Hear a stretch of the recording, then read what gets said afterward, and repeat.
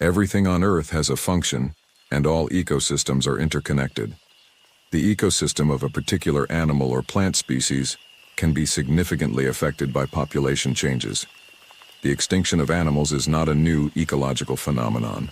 All those ancient species, including the dinosaur, the mammoth, the saber-toothed tiger, and the dodo bird, disappeared hundreds or even millions of years ago.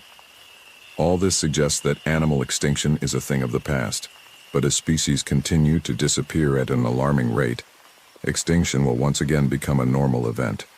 But would it be normal if all animals disappeared at